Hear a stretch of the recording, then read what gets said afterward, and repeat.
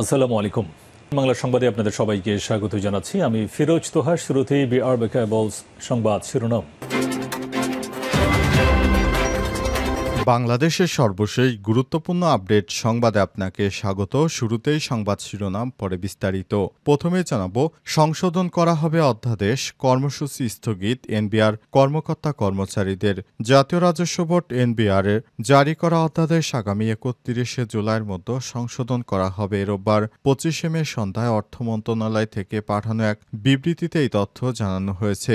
বিবৃতিতে বলা হয়েছে, সংশোধনের আগ পর্যন্ত জারি করা অধ্যাদেশটি কার্যকর করা হবে না। এদিকে সরকারের পদক্ষেপকে ইতিবাচক হিসেবে দেখছে এনবিআর এর কর্মকর্তা কর্মচারীরা, ফলে কর্মবিরতি স্থগিত করেছেন তারা।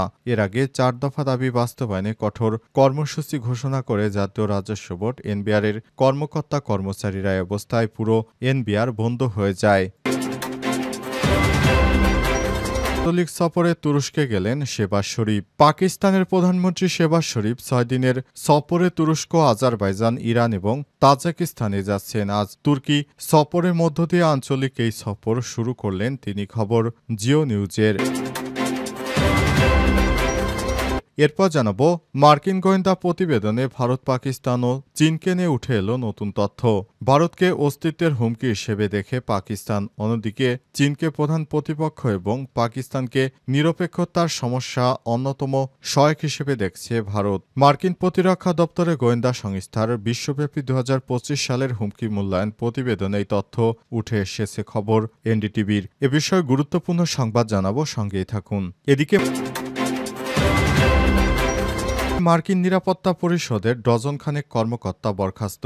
যুক্তরাষ্ট্রের জাতীয় নিরাপত্তা পরিষদ এনএসসি থেকে ডজন খানেক কর্মকর্তাকে হঠাৎ করেই বরখাস্ত করা হয়েছে। আজ স্থানীয় সময় তাদের ছাঁটাই করা হয়। প্রেসিডেন্ট ডোনাল্ড ট্রাম্প প্রশাসন জাতীয় নিরাপত্তা পরিষদের আকার ও কার্যক্ষমতা নাটকীয়ভাবে কমিয়ে আনার পদক্ষেপ নিয়েছেন বলে জানিয়েছে ৫টি সূত্র। খবর রয়টার্সের। এ সময় কর্মকর্তাদের চোখের জলে ভেসে যায় পুরো এলাকা। তারা দীর্ঘদিন ধরে চাকরি করার পর ট্রাম্পের একটি সিদ্ধান্তে তাদের চাকরি বাতিল করা হলো।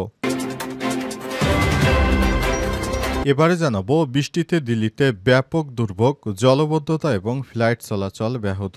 ভারতের রাজধানী দিল্লি এবং এর আশপাশের এলাকায় ফের ভারী বৃষ্টির কারণে বিপর্যয় সৃষ্টি হয়েছে। এই বৃষ্টির ফলে শহরে বহু রাস্তাঘাট প্লাবিত হয়েছে, গাছ উপড়ে পড়েছে এবং মানুষজন দুর্ভোগে পড়েছেন। প্রবল বৃষ্টিপাতের কারণে দিল্লিতে ফ্লাইট চলাচলও ব্যাহত হয়েছে। আজ এক প্রতিবেদনে এই তথ্য জানিয়েছে ভারতীয় সংবাদ মাধ্যম এনডিটিভি। সংশোধন করা হবে অধ্যাদেশ, কর্মসূচি স্থগিত এনবিআর কর্মকর্তা কর্মচারীদের। জাতীয় রাজস্ব বোর্ড এনবিআর এর জারি করা অধ্যাদেশ আগামী ৩১শে জুলাইয়ের মধ্যে সংশোধন করা হবে। রোববার ২৫শে মে সন্ধ্যায় অর্থ মন্ত্রণালয় থেকে পাঠানো এক বিবৃতিতে এই তথ্য জানানো হয়েছে। বিবৃতিতে বলা হয়েছে, সংশোধনের আগ পর্যন্ত জারি করা অধ্যাদেশটি কার্যকর করা হবে না। এদিকে সরকারের পদক্ষেপকে ইতিবাচক হিসেবে দেখছে এনবিআর এর কর্মকর্তা কর্মচারীরা, ফলে কর্মবিরতি স্থগিত করেছে তারা। এর আগে ৪ দফা দাবি বাস্তবায়নে কঠোর কর্মসূচি ঘোষণা করে জাতীয় রাজস্ব বোর্ড এনবিআর এর কর্মকর্তা কর্মচারীরা। অবস্থায় পুরো এনবিআর বন্ধ হয়ে যায়। আন্তর্জাতিক যাত্রী সেবা, ওষুধ ও জীবন রক্ষাকারী সরঞ্জামের আমদানি রপ্তানি ছাড়া সোমবার ২৬শে মে থেকে কর, কাস্টমস, ভ্যাট বিভাগের সব দপ্তরে পূর্ণাঙ্গ কর্মবিরতির ঘোষণা দেওয়া হয়। আজ রাজধানীতে এনবিআর এর প্রধান কার্যালয়ের নিচে এনবিআর সংস্কার ঐক্য পরিষদের সংবাদ সম্মেলন থেকে এমন কর্মসূচি ঘোষণা আসে। যুগ্ম কর কমিশনার মোনালিসা সাহারিন, সুস্মিতা, উপ কমিশনার আব্দুল কায়ুম এবং উপকর কমিশনার রইসুন্নেসা সংবাদ সম্মেলনে উপস্থিত ছিলেন। জানা গেছে, তারা সংবাদ সম্মেলনে সরকারের সমালোচনা করেছেন এবং বিভিন্ন বিষয় নিয়ে কথা বলেছেন। অথচ বিগত ১৭ বছর স্বৈরাচারী সরকার থাকলেও তারা তখন নিজেদের আখের গুছাতে ব্যস্ত ছিলেন। তখন তারা কোনো বিষয় কোনো মন্তব্য করতেন না। কিন্তু অন্তর্বর্তীকালীন সরকার সংস্কার করতে গেলে সবারই খুব বাধা দিতে মন চাচ্ছে। ভারতের বিরুদ্ধে সংঘাতে পাশে দাঁড়ানোয় আঞ্চলিক সফরে তুরস্কে গেলেন শেহবাজ শরীফ। পাকিস্তানের প্রধানমন্ত্রী শেহবাজ শরীফ ৬ দিনের সফরে তুরস্ক, আজারবাইজান, ইরান এবং তাজিকিস্তানে গেছেন। আজ ২৫শে মে তুর্কি সফরের মধ্য দিয়ে আঞ্চলিক এই সফর শুরু করেছেন তিনি। খবর জিও নিউজের। পূর্ব নির্ধারিত সূচি অনুযায়ী শেহবাজ শরীফ দিনের বিশেষ বিমানে করে ইস্তানবুলে পৌঁছেছেন। তার সঙ্গে রয়েছে উপপ্রধানমন্ত্রী ইসহাক দার, কেন্দ্রীয় তথ্যমন্ত্রী আতাউল্লাহ তারার এবং প্রধানমন্ত্রীর বিশেষ সহকারী তারিক ফাতেমি। বহুজাতিক এই সফরে আঞ্চলিক ও দ্বিপক্ষীয় সম্পর্ক জোরদারের বিষয়ে গুরুত্ব পাবে বলে ধারণা করা হচ্ছে।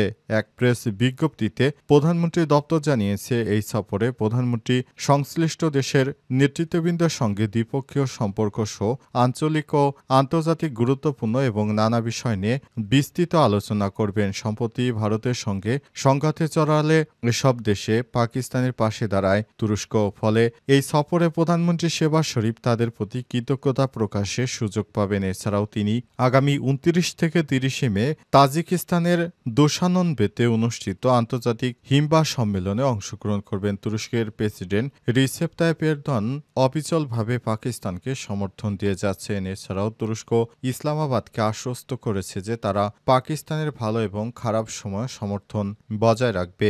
অন্যদিকে ভারতের বয়কটের মধ্যে আজারবাইজান ঘোষণা করেছে তারা পাকিস্তানের সরকার এবং জনগণের পাশে শক্তভাবে দাঁড়াবে। এছাড়াও ইরান, ভারত ও পাকিস্তানের মধ্যে চলমান উত্তেজনা নিরসনের মধ্যস্থতার প্রস্তাব দিয়েছে তুরস্ক। তুরস্ক মুসলিম বিশ্বের মধ্যে সবথেকে এখন শক্তিশালী দেশ। তুরস্কর সমরস্ত্র অনেক দিক দিয়ে এগিয়ে আছে। তারা এখন শেহবাজ শরীফকে সহ পুরো মুসলিম বিশ্বকে সহায়তা করছে। মার্কিন গোয়েন্দা প্রতিবেদনে ভারত, পাকিস্তান ও চীনকে নিয়ে উঠে এলো নতুন তথ্য। ভারতকে অস্তিত্বের হুমকি হিসেবে দেখে পাকিস্তান, অন্যদিকে চীনকে প্রধান প্রতিপক্ষ এবং পাকিস্তানকে নিরাপত্তা সমস্যার অন্যতম সহায়ক হিসেবে দেখছে ভারত। মার্কিন প্রতিরক্ষা দপ্তরের গোয়েন্দা সংস্থার বিশ্বব্যাপী ২০২৫ সালের হুমকি মূল্যায়ন প্রতিবেদনে এই তথ্য উঠে এসেছে। খবর এনডিটিভির। ওই প্রতিবেদনে উল্লেখ করা হয়েছে, ভারতের প্রধানমন্ত্রী নরেন্দ্র মোদী চীনকে মোকাবেলা, সামরিক শক্তি বৃদ্ধি এবং বৈশ্বিক নেতৃত্বে ভারতের অবস্থানকে গুরুত্ব দিচ্ছে। প্রতিবেদনে চলতি মাসে ভারত ও পাকিস্তানের মধ্যে সংঘাতের বিষয়টি উল্লেখ করা হয়েছে, যেখানে পেহেলগামে বন্দুক হামলাকে কেন্দ্র করে নয়াদিল্লি পাকিস্তানে ক্ষেপণাস্ত্র ও ড্রোন হামলা চালায়। ভারত দাবি করে তারা পাকিস্তানের সন্ত্রাসী স্থাপনা লক্ষ্য করে হামলা চালিয়েছে। তবে হামলার পর ইসলামাবাদও বসে থাকেনি, তারা পাল্টা হামলা চালিয়েছে। ভারতের ৬টি যুদ্ধবিমান ভূপাতিত করেছে।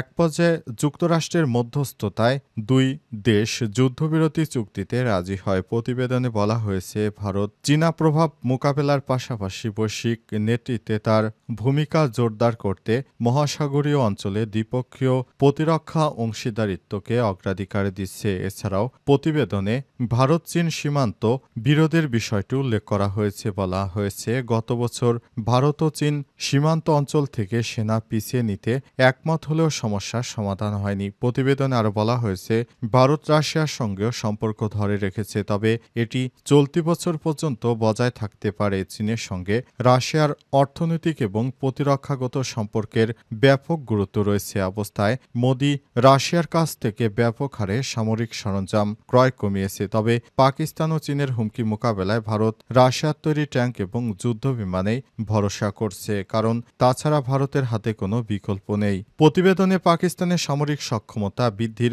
প্রসঙ্গটি উঠে এসেছে। বলা হয়েছে, পাকিস্তান তার পারমাণবিক অস্ত্র ভান্ডার আধুনিকায়ন করছে এবং পারমাণবিক কমান্ডো ও নিয়ন্ত্রণ বজায় রাখছে। পাশাপাশি তারা চীনের সহযোগিতায় শক্তিশালী সামরিক সক্ষমতা গড়ে তুলছে।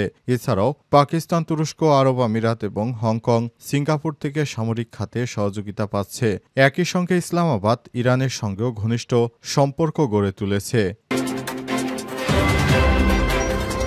মার্কিন নিরাপত্তা পরিষদের ডজনখানেক কর্মকর্তা বরখাস্ত। যুক্তরাষ্ট্রের জাতীয় নিরাপত্তা পরিষদ এনএসসি থেকে ডজনখানেক কর্মকর্তাকে হঠাৎ করেই বরখাস্ত করা হয়েছে। আজ স্থানীয় সময় শুক্রবার তাদের ছাঁটাই করা হয়েছে। প্রেসিডেন্ট ডোনাল্ড ট্রাম্প প্রশাসন জাতীয় নিরাপত্তা পরিষদের আকার ও কার্যক্ষমতা নাটকীয়ভাবে কমিয়ে আনার পদক্ষেপ নিয়েছে বলে জানিয়েছে অন্তত 5টি সূত্র। খবর রয়টার্সের। সূত্রগুলো জানিয়েছে, ইউক্রেন, কাশ্মীর সহ বিভিন্ন ভূরাজনৈতিক হুমকি শুনে কাজ করা কর্মকর্তা কর্মচারীদের ছাঁটাই করা হয়েছে। এটি এমন এক সময় ঘটল যখন মাইক ওয়ালটজের জায়গায় মার্ক রুবিও মার্কিন জাতীয় নিরাপত্তা উপদেষ্টা হিসেবে দায়িত্ব নিয়েছেন। এই পুনর্গঠন এনএসসি এর ক্ষমতা অনেকটাই সীমিত করে ফেলবে বলে মনে করা হচ্ছে। সূত্রগুলো জানিয়েছে, হোয়াইট হাউসের পরিকল্পনা অনুযায়ী এনএসসি এর মোট কর্মী সংখ্যা কমিয়ে 50 জনে নামিয়ে আনার লক্ষ্য নির্ধারণ করা হয়েছে। ডেমোক্র্যাট প্রেসিডেন্ট জো বাইডেন এর শাসনামলে একই পরিষদের আকার ছিল 300 এর বেশি। যারা ছাঁটাই হয়েছেন তাদের অনেককে সরকারি অন্যান্য বিভাগে স্থানান্তর করা হবে বলে জানিয়েছে দুটি সূত্র। তবে হঠাৎই সিদ্ধান্তে অনেক কর্মকর্তা মানসিকভাবে ভেঙে পড়েছে। এনএসসি এর সদর দপ্তর আইজেনহাওয়ার এক্সিকিউটিভ অফিস বিল্ডিংয়ে চোখের পানি ধরে রাখতে পারেনি অনেক কর্মকর্তা। পুনর্গঠনের ফলে জাতীয় নিরাপত্তা পরিষদ একটি সিদ্ধান্ত গ্রহণকারী শক্তিশালী সংস্থা থেকে প্রেসিডেন্টের নীতি বাস্তবায়নের জন্য একটি ক্ষুদ্র সহায়ক দপ্তরে রূপান্তরিত করা হবে বলে জানিয়েছে সূত্রগুলোর। ফলে পররাষ্ট্র দপ্তর, প্রতিরক্ষা মন্ত্রণালয় এবং গোয়েন্দা সংস্থাগুলোর উপর দায়িত্ব আরও বাড়বে। অনেক কনজারভেটিভ বহুদিন ধরে এসএসসি এর আকারে ছোট করার দাবি জানিয়ে আসছিলেন। তাদের মতে অনেক বিভাগে একই ধরনের কাজ একাধিকবার করা হচ্ছে, যা অপ্রয়োজনীয়। অন্যদিকে ডেমোক্র্যাট ও কিছু রিপাবলিকান ও ছাঁটাইয়ের সমালোচনা করে বলেছেন, এতে প্রেসিডেন্ট ট্রাম্পের নীতিগুলো অভিজ্ঞ ও বিশ্লেষণ ভিত্তিক পরামর্শ থেকে বঞ্চিত হবে।